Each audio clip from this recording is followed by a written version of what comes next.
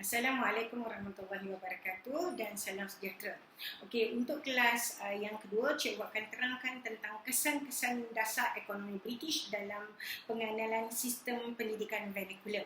Okey, mula-mula bila kamu nak study bahagian topik sistem pendidikan vernacular ni, macam biasa, terangkan apakah yang dimaksudkan dengan sistem pendidikan vernacular. Okey, mula-mula terangkan maksud dia.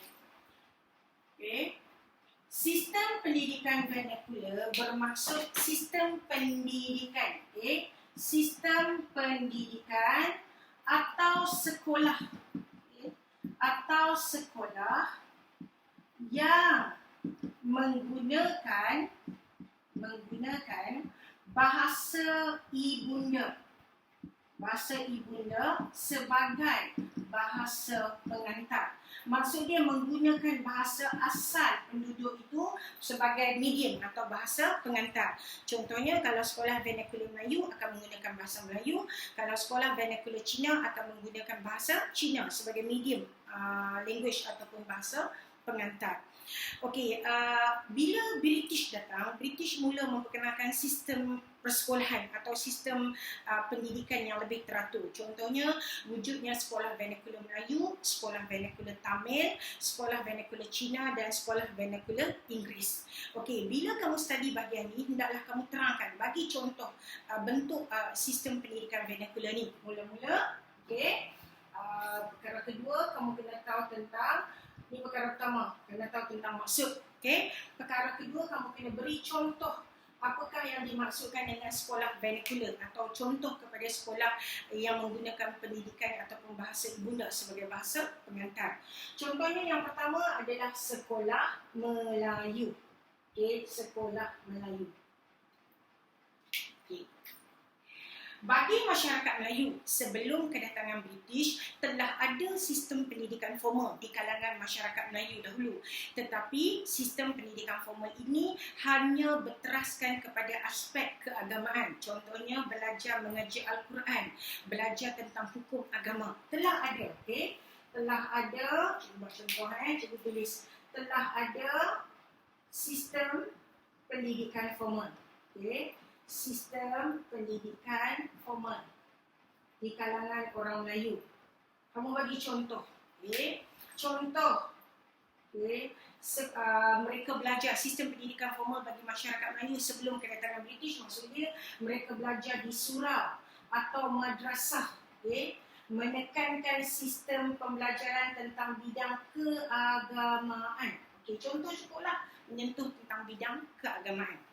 Bila British datang ke negara kita, bila British menjajah negara kita, maka British telah memperkenalkan sistem pendidikan sekolah Melayu. Tetapi sekolah Melayu yang diperkenalkan oleh British ni tidak bersungguh. Okay? Hanya ada di peringkat rendah sahaja. Antara contoh, kamu bagi contoh bila British datang, okay? British datang ke negara kita, maka sekolah Melayu mula diperkenalkan. Okay, sekolah Melayu diperkenalkan.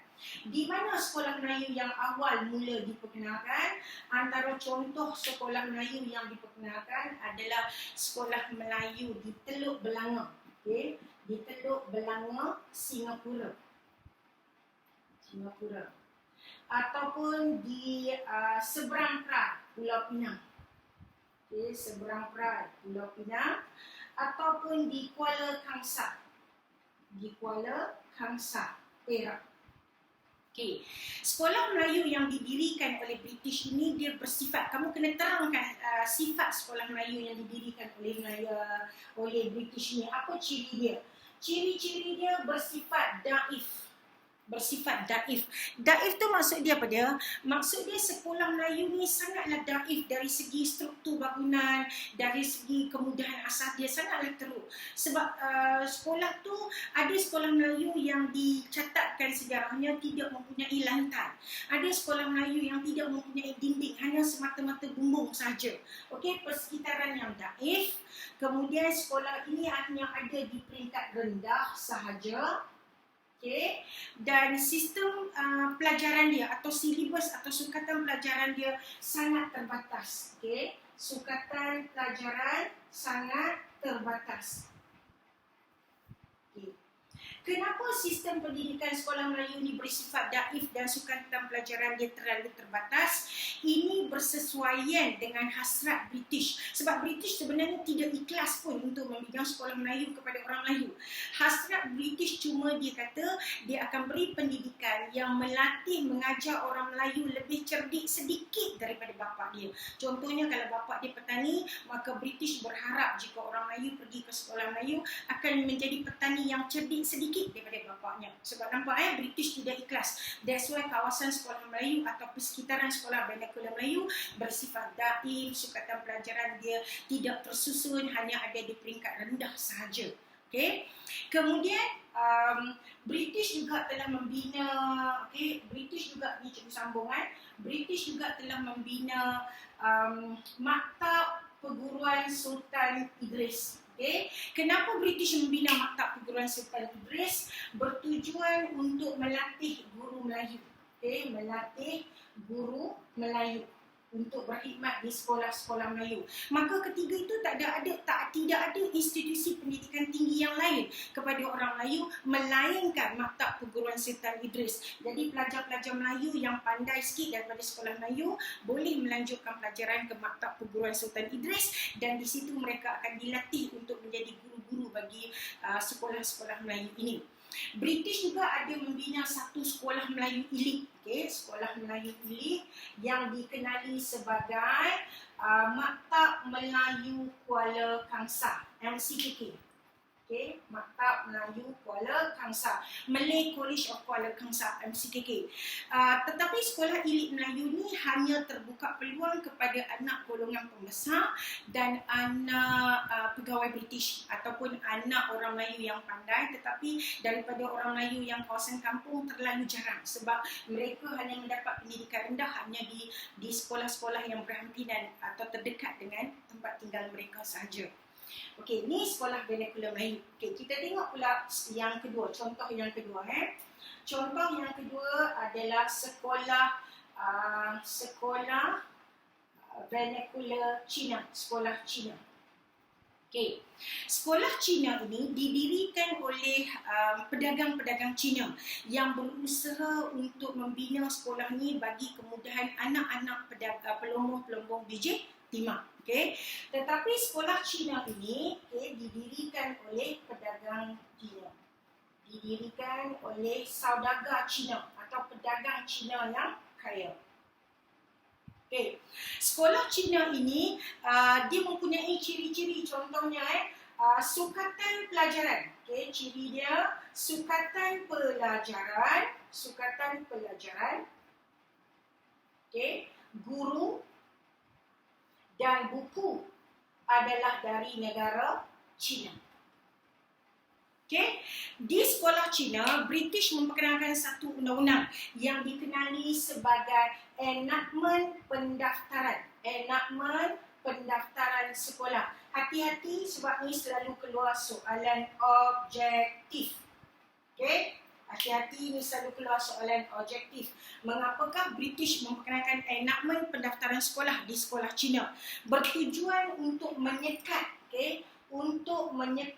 pengaruh komunis. Sebab kamu kena ingat ketika ideologi komunis berkembang di tanah Melayu dengan penubuhan Parti Komunis Malaya, maka mereka mensasarkan sekolah-sekolah Cina, persatuan-persatuan Cina, kelas-kelas malam Cina untuk menyebarkan ideologi komunis. That's why di sekolah Cina, British memperkenalkan enakmen pendaftaran sekolah bagi menyekat pengaruh komunis. Antara sekolah Cina yang ada di negara kita ni, kamu berilah contoh. Contoh sekolah Chonghua. Sekolah Chonghua antara sekolah Cina yang didirikan di negara kita, sekolah vernacular Cina yang menggunakan bahasa Cina sebagai bahasa pengantar, dan sistem pendidikan di sekolah Cina ini berkiblatkan kepada negara asal mereka, iaitu negara Cina. Okey, contoh yang ketiga adalah sekolah Tamil. Contoh yang ketiga adalah sekolah Tamil. Cikgu padam ni Contoh sekolah vernacular yang ketiga adalah sekolah Tamil. Sekolah Tamil. Okey, sekolah Tamil ini didirikan oleh pihak pengusaha ladang getah di kawasan ladang getah untuk penoreh-penoreh, anak-anak penoreh getah berbangsa India yang dibawa masuk oleh British bagi mengusahakan perladangan getah. Okey, sekolah Tamil ini dia punya ciri-ciri dia menggunakan sama macam sekolah Cina, okey, menggunakan guru, okey, sukatan pelajaran dan buku sukatan pelajaran dari negara India. Okay, negara India.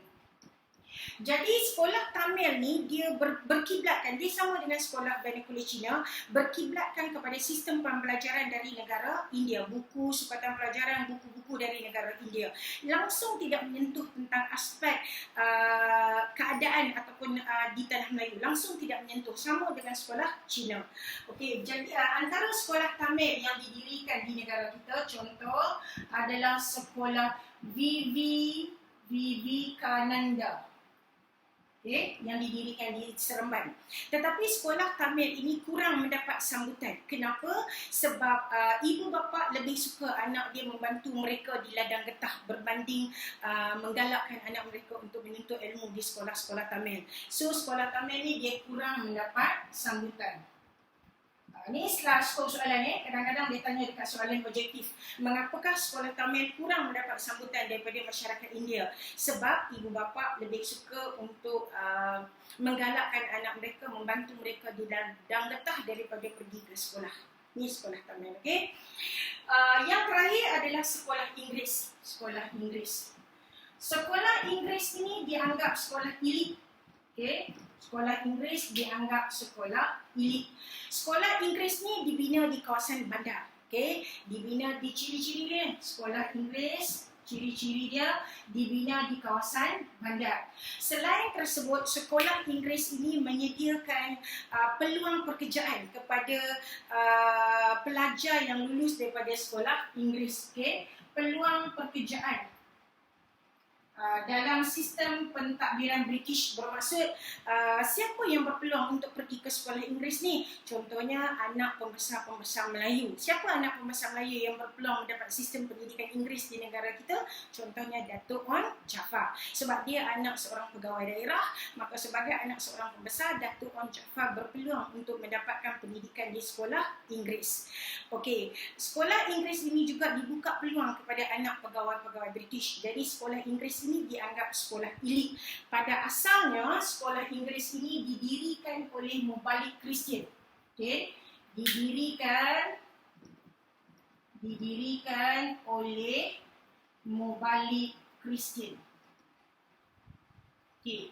Sebab tu kamu nampak kebanyakan sekolah Inggeris yang ada di negara kita, di sebelah sekolah tu akan berdirinya, akan tertubuhnya, akan adanya sebuah gereja. Contohnya di sebelah sekolah konvent akan ada gereja Katolik. Okay, contoh antara contoh sekolah Inggeris di negara kita adalah sekolah konvent, sekolah Victoria Institution ataupun VI, sekolah Methodist. Tu antara contoh sekolah Inggeris.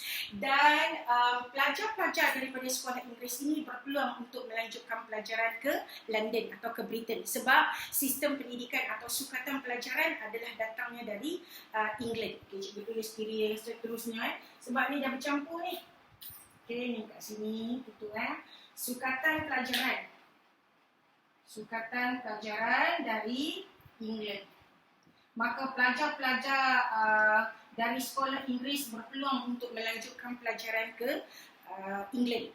Tetapi di akhir-akhir pemerintahan British, sebelum dia memerdekakan negara kita, British telah mengusahakan untuk menubuhkan Universiti Malaya. Tetapi usaha itu dianggap agak terlewat sebab selepas tu kita telah diberi kemerdekaan oleh British. Bermaksud dari kalau ditanya kepada kamu tentang mengenai sistem pendidikan vernacular ni, apakah kesan dia? Maka kamu boleh jawab bahawa sistem pendidikan vernacular ini menyebabkan tidak wujudnya perpaduan. Sebab sistem pendidikan vernacular ini menumpukan kepada kaum masing-masing. Sekolah Melayu untuk pelajar Melayu, sekolah Tamil untuk pelajar India, sekolah Cina untuk pelajar Cina, dan sekolah Inggeris hanya untuk anak golongan pembesar Melayu dan anak pegawai British sahaja. Maka sekolah vernacular ini keburukan dia adalah memecahkan perpaduan rakyat. Atau juga dia boleh tanya tentang soalan hebat mengenai apakah pentingnya pendidikan terhadap negara kita. Maka kamu jawablah, pendidikan bertujuan untuk memajukan negara. Pendidikan menyebabkan rakyat Malaysia mampu bersaing dalam bidang teknologi, sains dan teknologi. Pendidikan membolehkan masyarakat kita berfikiran terbuka. Pendidikan melahirkan generasi Malaysia yang bijak untuk memacu pembangunan negara. Maka kamu jawablah, apakah kepentingan pendidikan. Okey kelas, terima kasih. Cikgu harap kamu faham dengan topik ni. Nanti cikgu akan buat pula untuk topik kesihatan. Terima kasih. Assalamualaikum warahmatullahi wabarakatuh dan salam sejahtera.